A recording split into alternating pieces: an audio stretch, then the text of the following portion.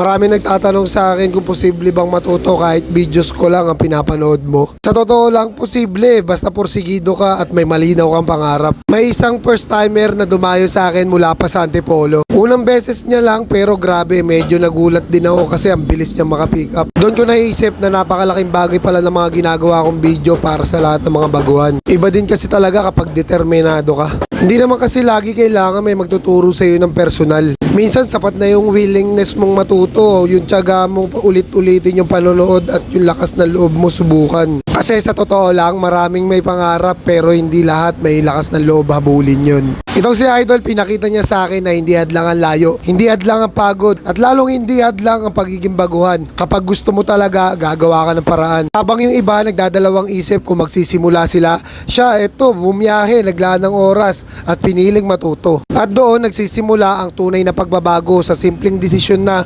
sisimulan ko na ngayon. Hindi mo kailangan maging magaling agad, ang kailangan mo lang ay magsimula kasi walang expert na hindi naging beginner. Sa larangan ng butcher, primal cuts and deboning at tamang paghawak ng kutsilyo, hindi yan natututunan sa isang araw lang.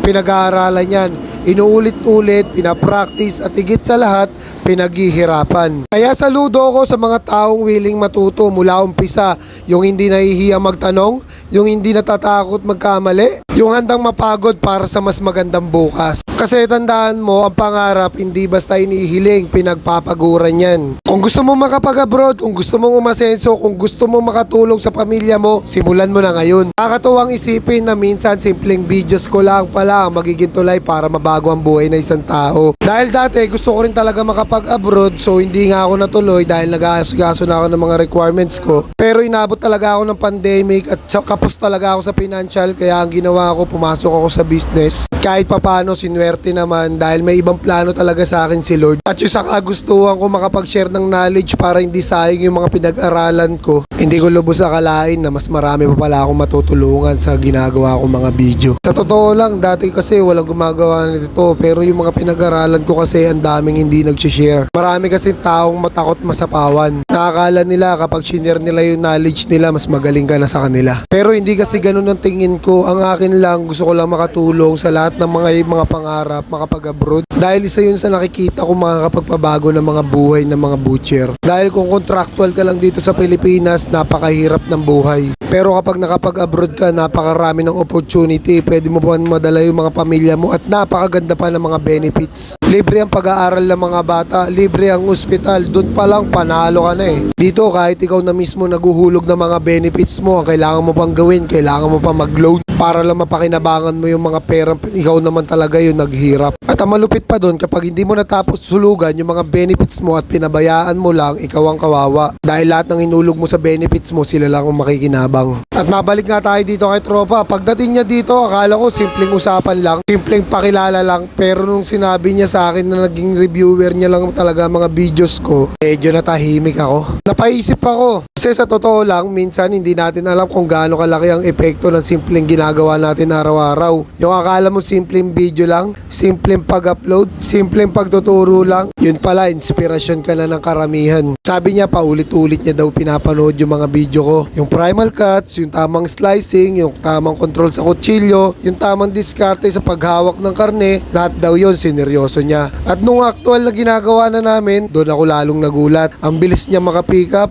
Yung tipong hindi mo kailangan ulit-ulitin ng maraming beses. Kapag ipinakita mo, agad niyang naiintindihan. Kapag tinuro mo, agad niyang ina-apply. Doon mo talaga makikita kung sino ang seryoso sa curious lang. Kasi may mga taong gusto lang matuto kapag madali, kapag nahihirapan, atras agad. Kapag napagod, titigil agad. Pero may mga tao rin kahit hirap na tuloy pa rin. Kahit pagod na lumalaban pa rin. Kahit baguhan, hindi sumusuko. Tandaan mo, sila yung mga taong may mararating. Kasi hindi naman talent ang unang kailangan. Hindi rin swerte. Ang unang kailangan talaga ay disiplina, porsigido, at malinaw na dahilan kung bakit mo gustong umasenso. Marami kasi nagsasabing gusto ko rin mag-abroad, gusto ko rin matuto ng butchering, gusto ko rin umasenso. Pero hanggang salita lang. Kasi kapag oras na para magsimula, biglang maraming dahilan. Mainit kasi, mahirap kasi, nakakapagod kasi, nahihiya kasi, baguhan. Lagi niyong tatandaan kung unahin niyo yung hiya niyo, wala kayong mararating. At yun ang gusto ko ipaintindi sa lahat ng mga baguhan ngayon. Huwag kayo matakot magsimula sa maliit kasi lahat ng malaki nagsimula rin sa maliit. Lahat ng expert ngayon naging first timer din. Lahat ng magaling ngayon dumaan din sa sablay. Lahat ng successful ngayon nakaranas din ng hirap. Ang pinagkaiba lang hindi sila tumigil. Kaya kapag may pagkakataon kang matuto, grab mo na. Kapag may chance kang umangat, wag mo nang pakawalan. Hindi kasi habang buhay nasa harap mo ang oportunidad. Minsan isang beses lang yan dumarating. At kapag pinalampas mo, baka pagsisihan mo habang buhay. Sa trabaho natin na sa butchering, sa primal cuts and deboning. Hindi lang ito basta trabaho. Para sa iba, ito ang daan palabas sa kahirapan. Para sa iba, ito ang tulay papuntang abroad. Para sa iba, ito ang sagot sa pangarap nilang mabigyan na magandang buhay ang pamilya nila. Kaya kung may pangarap ka, simulan mo na. Kung gusto mong umasenso, kumilos ka na. Kung gusto mong magbago ang buhay mo, huwag mong hintayin ang tamang panahon. Ikaw ang gagawa ng tamang panahon. At balang araw, lilingon ka na lang at masasabi mo, buti na lang nagsimula ako. At doon mo mapapatunayan sa sarili mo na kapag porsigido ka, walang imposible.